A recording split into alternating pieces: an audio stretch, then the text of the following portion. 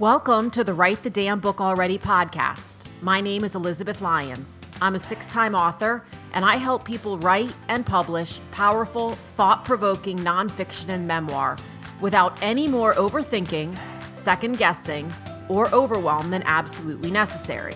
Because let's face it, some overthinking, second-guessing, and overwhelm is going to come with the territory if you're anything like me. I believe that story and shared perspective is one of the most potent ways we connect with one another, and that your story, perspective, and insights are destined to become someone else's favorite resource. For more book writing, publishing, and how the heck do I move through this glitch tips and solutions, and plenty of free and low-cost resources, visit publishaprofitablebook.com. And for recommendations of fabulous books you've possibly never heard of, book writing inspiration, and the occasional meme so relatable you'll wonder if it was created with you in mind, follow me on Instagram at Elizabeth Lyons Author. Hi, everybody, and welcome to this next episode of Write the Damn Book Already. I met Mary Belle, 6, 7, 8 months ago, maybe. She reached out over Instagram, and I kind of fell in love with her pretty quickly.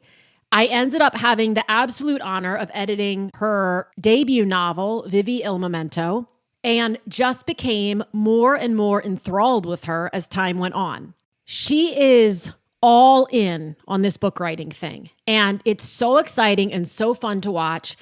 With a background in event planning and social media marketing, she's been able to really get out in front of her ideal readers and at the same time show other people how easy, and again, simple and easy are different concepts. So sometimes sales and marketing they're not easy for people who are introverted, who aren't familiar with social media platforms, who don't love technology, who are extremely busy in other areas of their life. There's no discounting any of that. But she has shown people, and I cannot tell you how many people I have recommended follow her just to watch her, how simple it can be. She finds content everywhere, and we all can do that every single day.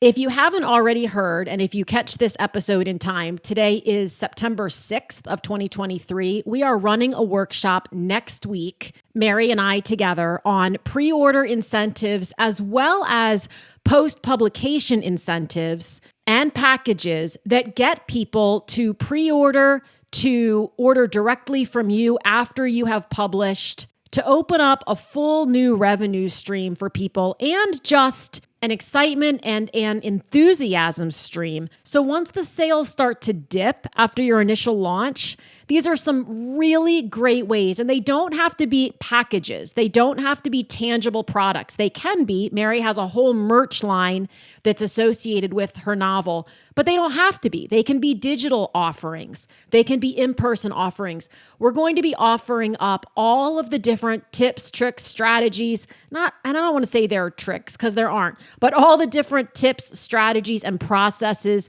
both Mary has used to generate well over $3,000 in revenue before the book even launched, which helped her to pay off her editing costs and her publishing costs, and that I've seen many other authors use to drum up excitement, to sell books directly to readers as opposed to going through Amazon, or even going through Amazon still, just to beef up sales and get people excited and make those connections after the book has already published. So we're going to be doing that workshop next week. I will put the link in the episode notes to sign up. It's a pay what you can workshop starting at just $5. And if you cannot attend live, I will absolutely be sending out a replay. We would love, love, love for you to join us either live or via the replay, so that you can get the information. All of my workshops replays are available for sale on publishaprofitablebook.com. Once they're replays, however, they're $49. So the best way to get in on any workshop is to enroll before it's live and be able to pay what you can and then have the replay in perpetuity. So let's have a chat with Mary and learn all about her approach to writing, her approach to publishing, her approach to marketing, because I know it's going to excite you and inspire you as far as what is actually possible in this space today. Vivi, Momento has been out for how long now? since July. So that's just shy of 2 months. Just shy of 2 months. And I want to focus as much on the writing of it as on the marketing of it, because you're very unique to me in my experience in how you've done both. Oftentimes, in my experience, writers are either way in on the writing, like they're all in on the writing, but then they get really hesitant on the marketing. That happens more often than the opposite, which is where they're hesitant on the writing, but they've been a marketer all their life. Like they love the marketing, they love sales, and so they go gangbusters on that side of it. You're so all in on both. And I'm just curious, when you were writing it, did you ever have any thoughts of the common fears that people have? Like, what if this doesn't sell? What if people don't buy it? What if I should have more erotica? Because we talked about that, right? What if I should pull back on it? Did any of that ever occur to you? Or did you just keep writing every day? I did both. I had both. I made it my mission to write every single day or outline something every single day. And my initial beta readers were my mom and my mother-in-law. So whenever I finished a chapter, I would text both of them. There's a new chapter in the Google Doc. And I joke with my mom all the time because she would send me back messages that was so freaking good with a million exclamation points. And I was like, okay. And it could have been a day where it took me a really long time to write that chapter, or I was sitting there like, oh man, this is just crap or something, Yeah. But her millions of exclamation points just made me feel so much like stronger in my ability to do what I was doing for the very first time. Right. But every once in a while, those imposter syndrome thoughts crept in, and I would send you messages when that would happen. But I think there's a few things here. I have a social media marketing background. So while I was writing and while I was focusing on the goals I had for myself, I also made sure to just go, as you said, gangbusters with my social media. And because I'm a pretty sociable person on social media and I'm very present, I always do that on my personal side. That was pretty easy for me. And I truly understand how it does not come easy to a lot of people, just because you're either introverted or it's not your cup of tea. You don't know how to do it. There's a lot of stuff that could prevent people from doing that. But to answer your question, it was a combination of both things that I just promised myself I was going to get closer and closer to my writing goal. And I had my own deadlines, my own dates. Right. I had my own word count that I wanted to hit. I had my amount of chapters I wanted to write. And I did all of that while I was posting and doing all my social media. So I just. And raising a 3-year-old. And thankfully, my husband is a whole separate part of this too. And, I don't mean to make it into a, marriage therapy session, but it requires a great deal of support from the people very closest to you, because you can go into a hole as a writer. I've learned very quickly. And I've been pretty honest about that. Like, I gained 30 pounds in the 2, 3, 4 months that I was writing, editing, and doing all this, because as you say all the time, you just have to sit in the chair and write. And I quite literally sat my ass on my couch right here where I'm sitting right now, because this is where everything comes to me. I've tried many places in my house, and this is where it comes to me the easiest. And I did not move as much as I should have. So my goal to myself too is the next time around, I need to find a better balance in moving my body and being healthier while hitting those goals, because I didn't do a very good job of that the first time around. Well, and I think it's so interesting because, first of all, I want to ask you a question about your mom and your mother-in-law being beta readers. It sounds, so correct me if I'm wrong, it sounds like what you got from them that was so helpful was not any sort of suggestions, but more, you're great, this is amazing, keep going. And I think that's really important to have someone like that for some people. It's not necessary for everyone, of course, but it's important for some people to just have that cheerleader while you're writing. Yeah, they were beyond cheerleaders, and they're both very honest people. So I am the friend and family member who, if you don't want honest advice, please don't come to me, because that's what I'm going to give you. And while sometimes I'm the baby of the family. So I usually think I'm right all the time. So a lot of times when people give me their feedback, I could get a little bit, or I used to when I was younger, to be honest, I would get very defensive at first and be like, well, no, this is why I did that. And as I'm aging, another wonderful part of aging, I very much sit there the same way that you gave me critique and feedback, like, okay, they're onto something here.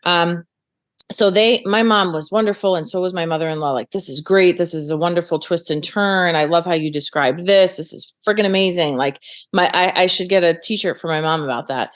But also, she would give me critique and feedback, but the majority of everything was just so positive that on the hardest days, I was like, okay, well, if she thinks it's this wonderful, even if the majority of people think it's okay, that's still going to sell books. And then the second part of that, when I assembled my actual beta reader, I don't know, I didn't really do an ARC team. Like, we'll talk about that in our workshop or whatever. But my next layer of a beta team were 3 people. One was a college friend. I don't see her very often, but we always keep in touch on social media.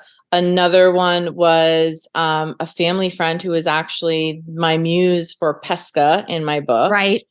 So she was really great with the Italian references. And then another one was a nurse who helped me deliver my daughter. And we just became friends on, Instagram after that. And she's just a reader. And I realized that after. Sure. So between all of those people, after I went from mom and mom-in-law, I'm like, all right, well, let's see if these people like it, who have no, relation to me. And they all really loved it, with a handful of feedback. Everything was not without feedback. There certainly was. But after I made it through those 5 people, my next layer of nerves came for you to read it. And then after that, I was like, okay, this could be something here. You raised a point that I don't know that I've ever talked to anybody about before, which is the family support aspect. And I don't think it's not uncommon to read through an author's acknowledgments in the back of a book and have them say, thank you for supporting the fact that I was in a hole for 6 months. Right. And so I don't know how many authors recognize going into it. I mean, do you have to go into a hole? You don't. But you do have to be able to create that space to write. And certainly if you have young children or a young child and you're a primary caregiver, you have to be able to rely on someone, or you have to be able to, I guess, go through your whole day and then sit down at 8 p.m. when said child is hopefully in bed for the night and write. And so being able to kind of carve that space out and just figure out how to do it. I mean, everyone who ultimately does it figures out how to do it, and everyone does it in a different way. But I think that's interesting that it's a common acknowledgement. There's a lot of things there. A very big thing that I've noticed is that I have been lucky enough to make this my full-time venture. Lucky, it's luck and risk. So I left my social media digital marketing career back in October. We've taken a financial risk, in order for me to do this full time, with the intent that I wanted to do it within a certain time frame. So that's all a portion of it, but that also gave me the push that, hey, listen, you don't have an infinite amount of time to get this book done. And I think it's also a little bit different for a fiction writer, perhaps, that like, I don't just want to write one. It's not, hey, this is my memoir and then I'm one and done. I want this to be my career. So I'm also caught between, well, I want this one to come out by this time. I want my second book to be out by December for people who want to buy books for Christmas gifts. And that's becoming a pretty lofty goal from what I could tell, but I'll still try to stick to that just because I want to be able to do it. Because if it's full time and it's my career, I have to look at my Monday through Friday like any other person going to work would, whether my daughter's home with me or not. And I have to write a chapter a day. That's what my goal has been. So I lean on my husband, because he's off on Fridays, thankfully, and he will take her out of, the house. He gets to spend time with her. He doesn't get to see her during the week. So I have him, I have my mom, have my mother-in-law who will take her for 2 or 3, days at a time sometimes if I was at a deadline. And I very much know that not everybody has that luxury, right? But I very much lean right on into it and take advantage of it because I do have it available to me. And that's made all the difference in the world, really.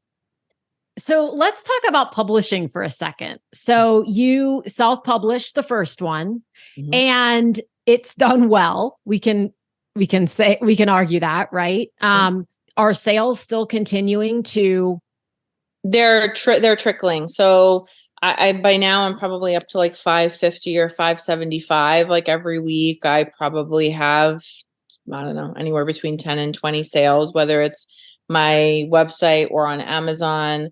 And in my mind, I hear you saying all the time, it's a marathon, not a sprint. I would say I'm doing pretty well for somebody that nobody really knew of a couple months ago, as far as an author is concerned. And I only have one book out there. So right? I'm receptive to the fact that once I have two books in this series and then another, hopefully four done next year, within a year or two's time, I'll have six books for people to buy. And Right. while I'm writing all of these books, people will keep learning about me from different places. Right. So yeah, it's going in the direction that I want it to go. I often think, what else am I not doing or not getting to in order to get it to that financial standpoint that I want it to be That at? tipping point. Well, Yeah. and that's the interesting piece because so often people aren't cognizant of the fact that it does take some time. And nonfiction memoirs is of course different from fiction in the sense that with fiction you end up with a backlist and you keep right. It becomes a thing. You more and more books, and then people buy the previous books. Nonfiction memoir is a little bit different, doesn't quite work the same way. But either way, if you aren't constantly promoting, which doesn't mean you have to. You don't have to do anything. But as I say to people, I mean, I notice it with my own books. If I stop talking about the books, they stop selling. And there's only one exception, which is my first book, which is How to Get Through the First Year with Twins, because it is, and the only thing I can surmise is that it is such a niche need. It is such a niche market that if you are expecting twins, I know when I was, you're buying pretty much every book there is. And if you want a specific tone, you're buying like every book that's written in that tone. But other than that, all of my other books, the minute I stop talking about them, I can definitively see a downward turn in sales. And then when I start talking about them again, it starts to go back up. What are your thoughts on self versus, or what were your thoughts going into this first book and then ongoing? And of course, you're welcome to change your mind at any time, but self versus traditional and going and finding an agent and getting a traditional deal. How do you feel about that? Because of my background in social media marketing, I always thought to myself I was going to try that first, just because during COVID times when book talk became a thing, and that's how Colleen Hoover was discovered, I thought to myself, like, whoa, I would be able to do this, right? Right. Like, I know the basics of doing this, and I know the importance of being consistent with it. And a lot of the research that I did, which is how I found you and how I took your course and how you basically have become my mentor to help me decide which path is right for me. Um, that all, a lot of the stuff regarding querying and trying to find traditional publishers, the time frame of that didn't really match my life right now. So if I had a Yeah. full-time job and this was something I was doing on the side, and it was a bucket list item, and hey, if it works out, great, and if it doesn't, great, I would probably have gone the traditional publishing route and Mm-hmm. sent, my letters and all of that stuff and seen what happened. Because if you're working full time, all of this social media and marketing side of things is very difficult. So I feel proud in many instances of what I've done and what I continue to do as far as being consistent. But it is way easier for me because this has now become my full-time thing, from many other authors that I see that's not their full-time thing because Right. they don't feel comfortable taking the leap. They can't take the leap, any of those things. So I feel that often. Now that I'm going through it, and family members, everybody has an opinion on everything. And I was meeting with, not meeting with, I was with family friends over the weekend, and one of my mom's friends is like, oh, well, where is your book available? So I told her on Amazon, and she was asking a ton of wonderful questions like, well, what kind of, rate do you get, or, commission, whatever word she was using. So a lot of times it's people who are not very familiar with Yes. the whole process. And I'm telling her what my, profit is on an Amazon book. And her face was like, oh, I don't like that. And I was like, okay, well, that's what we're doing here, because even what I've learned from you going through a publisher, you're not guaranteed anything. Right. And your profit per book is, all of that stuff can vary. Right. But anyways, I chose self-publishing for me because it felt like the right thing to do. And to be honest with you, my goal is self-publish these first few books, make a name for myself, get a following, see how I do. And if it's not trending in the direction that I need or wanted to on my own, as I've learned from you, I can always switch that down the road.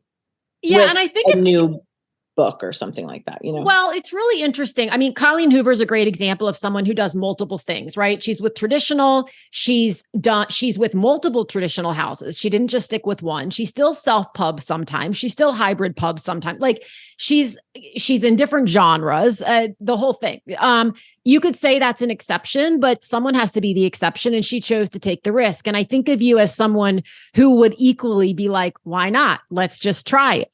So there are two things about your approach that I love. First of all, with your social media, I completely agree that if you're not comfortable with social media, if you're not familiar with it, if you have a full-time job, all of those things can contribute to it feeling, and I'm putting air quotes here, hard. That's the word I hear a lot. It's hard. I've said it. I get it. I've told more people to follow you on social media just to see how simple you make it. Again, simple and easy are two different concepts, but you find content everywhere. Yeah.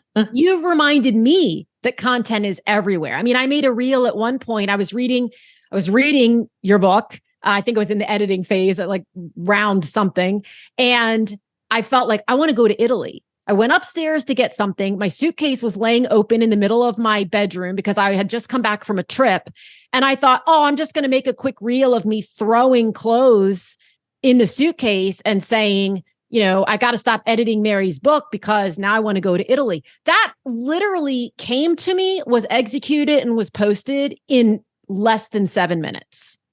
So it doesn't always or even ever need to necessitate this massive content strategy plan that you sweat over. It can just kind of be you. Like there are plenty of people who will say your feed needs to be curated. It needs to all have a grid look. And then there are plenty of people who are doing very well their grid couldn't be less curated. It's all over the freaking place, right? I equate it a lot to health and fitness. And this is the thing. So like I've done this now with my book writing and my book marketing, is that every day I just promise myself I'm doing a little bit at least to move in the direction I need. And whether that, if I don't have time because I'm taking my daughter wherever or we're at a family party, I'll find a really nice picture and I'll just post one picture or I'll post a carrot. Like I'll show up in my story. I'll do a little bit of something every day. Unless I've decided, hey, I need to chill out on all social media because you do get a burnout after a while. You just don't want to look at anything anymore. I could spend 15 minutes making a reel and I get like 12 views on it and it sends me through the roof. But I promise myself every day I will do a little bit to each thing. And it is the same as what any personal trainer will tell you.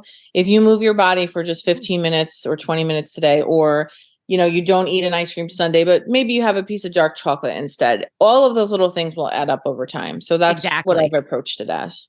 And that's what I tell people as well. Just move the needle a tiny bit every day. You don't have to run a full marathon every day. Mm-hmm. Just move the needle. And that's why I encourage people, sit down and write for 10 minutes. It's 10 minutes. Mm-hmm. And you'll be amazed, probably. Some days, you won't get anything in the 10 minutes. You'll be like, other days you'll just keep going because it's just getting your ass in the chair and starting in that's the domino, if you will. Another thing that you're doing that I love is you're selling on Amazon, but you're also direct selling.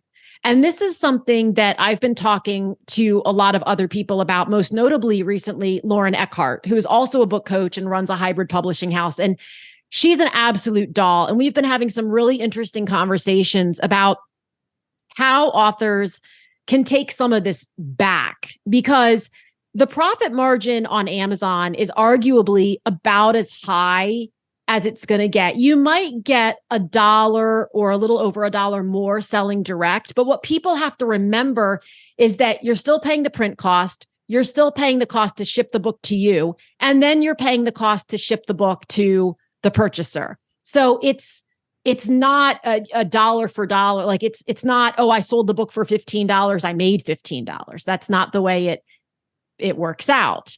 And there are a lot of authors or several authors out there who are kind of figuring out unique ways to build their brand to a point where people want autographed copies and they're willing to pay for those. They're willing to pay full price for the book. They're willing to pay for the shipping.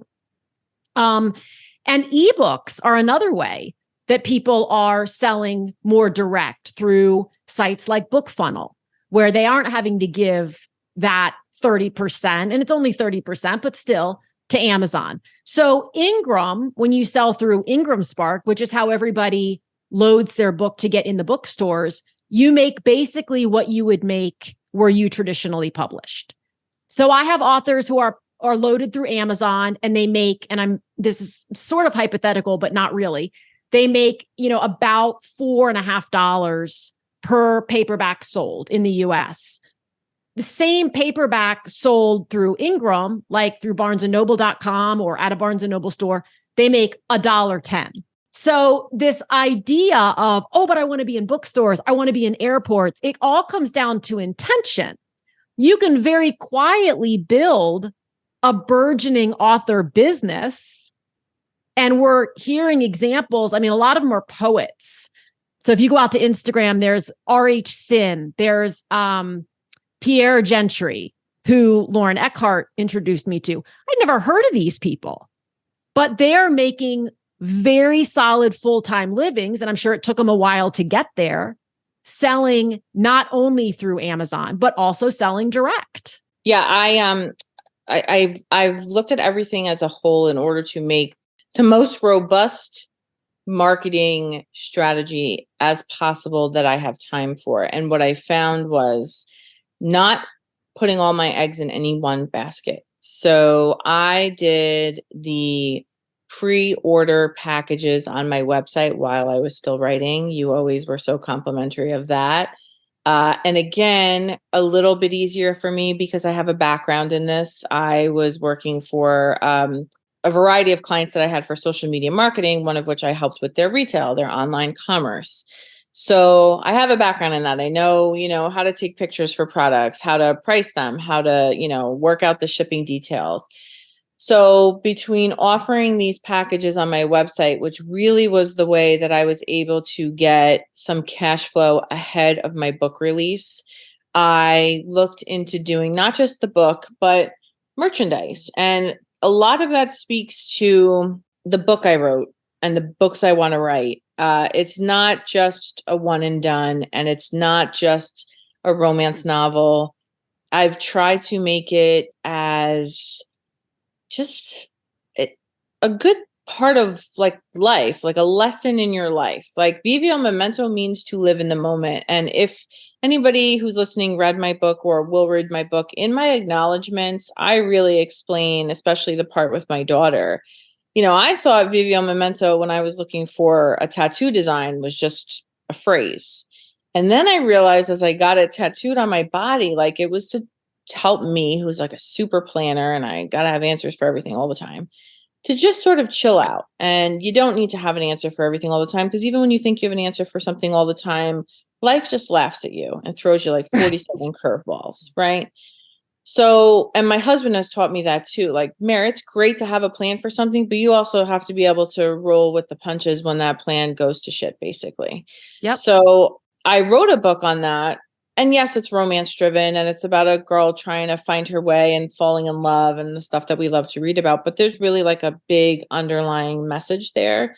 So I translated that from the book itself to merchandise. So Vivi on Memento on a t-shirt, on a notepad, things for people just to remember, and I even put a postcard in the packages, and it's, I read this book, Vivi on Memento by Mary Belle, and it's about this.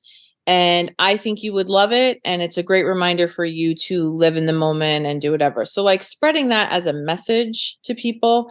So between the orders on my website, which yes, my profit margin on that was double, triple, quadruple, depending on the packages that people would order as Right. it is on Amazon. But doing it alongside Amazon, booking book signing events now that I have like 5 coming up, which is stressful in its own right, but I'm really looking forward to it because it's just meeting people. And, I rely sometimes on my personality and my social media marketing, but also in person, like, hey, do you read romance? And somebody's like, no, but I really like you and I'll buy whatever you're selling, And see, that's it right there. And I just had a conversation with someone this morning and I said, oh, I've got to do something on the concept of networking versus connecting. Because to me, networking is such a transactional word. I don't like it. It's like, I've used it, but I've never really thought about it until recently. And we were talking about going to this event and I said, it's such an awesome way to just connect with new people. And what are do you just call up these when you've done because you've done several events and they've been so fun to watch on social media. And I love to encourage people to get creative. You don't just have to do it at bookstores. You could do it at coffee shops. You can do it pick a place. So what has been do you just call them up? What is your approach to this? Yeah, well, first, you just made me laugh because I haven't even done one at a bookstore yet. It's like my never-ending love for like events and parties and food and drinks and fun. So when I thought of my book, the first one that I did was at a tea and toast shop at the Jersey Shore, and it is my cousin who owns it, but it worked with my theme. It's, D'Amours. It's Italian based. It's got that whole love of family and friendship and relationship, and you meet and you gather. That's what my book is about. Another one is Hudson Square Boutique. They're local to me. It's a clothing boutique. And that's another thing. Like when you're finding yourself as a woman, like you're finding your style, you're finding your confidence, and you're making yourself feel the best that you ever felt. And you're not worrying about what anybody thinks about you and trying to find the man of your dreams. You're just being your best self. And the way that they are, it just reminds me of that. And the one I'm most excited about right now is a vineyard in Long Island, which is where I grew up. And that to me was a no-brainer. That was wine and, the scenery. And all I did for that was Google a bunch of them. I sent emails to all of them. And the first person who got back to me said, I would absolutely love that. And I sent her a book so she would have it ahead of time. And that's it. Like all it takes is one, and then do you take your books to those events or are they buying them? Like what is your process? I'm taking all of my books, all of my merchandise. Yes. And I have, again, I also have an event planning background. So to be very honest with you, this is a Gary V moment where every single job that you have your entire life can really lead you to the place that you're supposed to be if you let it.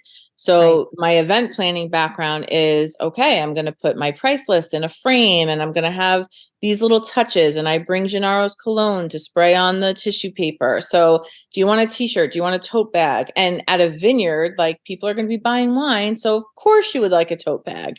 So I just do all of that stuff. And your tote bag has a wine bottle on it. So yes, so like, and I have a barbecue restaurant up here that I love, and I want to eventually write a Southern series, but I'm going to hold that off until I have the Southern series so I could have like thematic moments for everything. So is your approach to offer them a percentage of sales? Did they request that? How do you, and because I know people are wondering about that. What do they get out of it? What are you offering them out of it? What I do is basically say, and for these certain places, I know a lot of people. So like I said, I grew up on Long Island. So, I have a 3rd grade teacher who I just loved, and she's coming. Some of my best friends are coming. So I'm offering that vineyard foot traffic that they may not have normally had. So that foot traffic could be buying, their wine tastings and stuff like that. The Hudson Square Boutique, a clothing boutique, people in there, the store is offering 10% off for them. And to be honest, like I thankfully haven't had to pay anybody like a fee. Like the fee has either been waived or I'm doing an Oktoberfest one at the end of October. That's like, $50 for a table to reserve a spot. But other than that, whatever whatever proceeds I get, they're mine. So again, you're bringing foot traffic. And I also offer, I'm making my own graphics. I'm making my Facebook events. I'm adding them as co-hosts. I'm sharing them with, hundreds of my friends on Facebook. So people are learning about these establishments, these businesses, and these events that may not have otherwise known about it. So I'm also, I guess, giving them extra, exposure as well. And that's something absolutely to think about. One thing that I suggest to people is do it at a venue where when they have a low period of time. It could be a time of year, it could be a time of week, it could be a time of day. My oldest daughter, for some time worked at a craft coffee shop in Westminster, Colorado called Otis, which is like the coolest coffee shop ever. They closed at one point, and I may be mistaken on this, but 3 or 4 in the afternoon. But people would utilize the space after hours for different things. Mm-hmm. And so it was like, if they're getting slow at 3 in the afternoon or at 2 in the afternoon, you could offer them an opportunity. Hey, could I do a 1-hour event here? It's a way to bring people in. That's already when it's your slow time. So no, somebody might not be willing to do it at 10 a.m. on a Sunday morning if that's when they're bursting at the seams already. That would be great for you, not great for them. But find a time when it's a good fit, because they're already open. They're already paying the overhead of being open, but they need a reason to get new customers in. And that's what you're bringing. Yeah. And I try to really do it to make it as easy as possible for them. Make a quick graphic, make the Facebook event, do as much word of mouth and posting on social media myself ahead of time. Like, you can't really be crickets from the moment that you say, okay, we're going to do this, to the moment that the event is happening.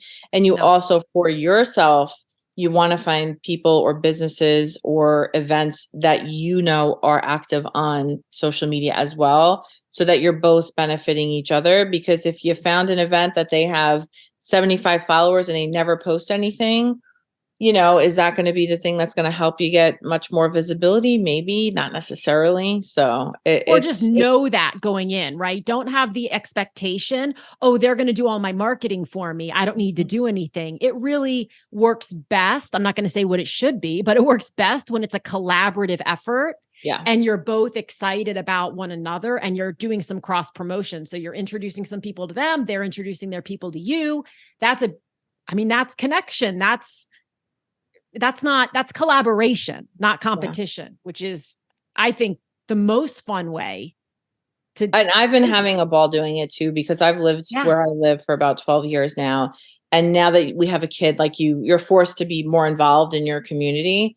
But I've met so many wonderful people. And that's another thing too. If people are thinking about doing events in their hometown to start, go to other businesses and see if they're willing to donate something by you saying, hey, I'm going to put you on my website, on my social media. So there's like an Italian deli. He's donating a tray or 2 of stuff. There's a pizzeria we always go to. He's donating a couple pizzas. And so all of these things are part of the refreshments for the event at the clothing boutique. And it's just everybody supporting everybody. Exactly. Yeah. All right. So last question. It's kind of 2 questions in one, but what are your biggest lessons learned, things you didn't think you would learn or didn't think would happen through the writing and the publishing process? The writing is definitely learning what and when and how you best write. Because even before, you were saying, when if Marina goes to bed, that's when I can get writing done. It's not. My brain, after spending the day with a toddler, is donezo usually by 6 o'clock. When my husband walks in, it's like, oh, thank goodness there's another adult here. And my brain shuts off. If you forced me into a chair to write at 8 o'clock at night, it would not happen. So I have very much determined my best writing happens between 10 a.m. and 4 p.m. This is for me specifically. 10 a.m. and 4 p.m., like I joked about, sitting right here where I'm sitting is where my ideas flow best with me. I know what my daughter needs to be doing in order for that to happen. I put music on that's from, Italy to get me in the zone. Like, those are the things that I have learned that it's just what I need. And when I've tried to not do that, I could have written a half a chapter, and the next day I look at it, I'm like, what the hell did I just write? Because it was just not aligned. Right. So for the writing piece, it is be as kind to myself as possible, but know exactly what I need in order to get that work done, and as well as I can get it done, and to not be afraid to ask for the support from my husband, from my mom, from my mother-in-law. And again, for the people who don't necessarily have that ability or those options, there's always a solution to something. So you have to sort of isolate what is a small little thing that is going to help me get at least a little portion of this done. Who can I ask? Where can I go? What can I do? And just lean into that consistently.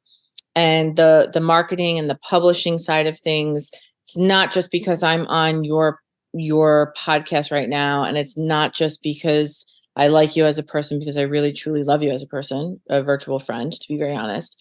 But you need to find the people who know what they're doing, and they know how to properly support you on the technical side of things. Your course, and I say this all the time, it wrapped me in like a cozy blanket, that it was so well laid out, thought out, all of it, the information, the step-by-step process that you did. It was never boring. It was never too long. It was never overwhelming to me. It is a blueprint that anybody that is even remotely thinking of writing a book, it would be the first place that I would send them. And just having that in my corner is the thing that allowed me to be able to write a book as quickly as I did. And as hopefully everybody would agree, as well as I did. And then the marketing piece of that, which, I'm skillful in that in a certain way, but because the guesswork was removed from the actual publishing, thanks to your course and courses, it allowed me the time and the energy to be able to do the marketing piece, which all of those things together, the support of my husband, my family, my friends, the support of you, and the support of myself, and just trusting and believing in me and my skill sets. Yeah. That is just what has gotten me as far as it has. And even when I have those fleeting moments of, okay, well, we sold a decent amount of books here, but we're still financially struggling. Like, I just keep thinking about the long game, and I just keep believing in me not failing. It's not an option to me. It can't be an option. So. Well, and it depends how you look at that word too. Mm-hmm. If you're still trying, if your own personal goal and intention is to just keep moving the needle every day, and that's what you do, and you're giving yourself grace while you do it, and et cetera, how could you fail? Yeah. You can't, so I have so many thoughts and ideas, and it's like, I can't wait to keep running and doing them all. And again, I'm so thankful for you and everything that you've taught me and continue to teach me, because it has made all the difference. Well, thank you for that. And thank you so much for joining. I cannot wait to see what happens. I can't wait to get my hands on book 2. I can't wait to see what happens with book 2, literally in the book. And then also when the book goes out into the world, and just keep following the whole journey, because I've loved it so far. Just your determination, your passion, your curiosity, your creativity, your willingness to try new things. Frankly, your willingness to, see the air quotes, fail. Like, you're just like, well, let's give it a shot. What's the worst thing that can happen? And I think that is where so much growth and magic both happen. And I love it. So thank you for being you. Thank you for letting me be me. And for anybody reading that book and all those scenes, thank you for just letting me be me. It just feels like this is what I'm meant to be doing. So and it is, and you are so welcome. Thank you so much for tuning in. If you enjoyed this episode, this is your friendly reminder to follow or subscribe, leave a quick review, and share it with someone you know has a great story or message, but isn't sure what to do next. Also, remember to check out publishaprofitablebook.com for book writing resources and tips, and to see all the ways we can work together to get your book out into the world. Again, thanks so much for listening, and I'll talk with you again soon.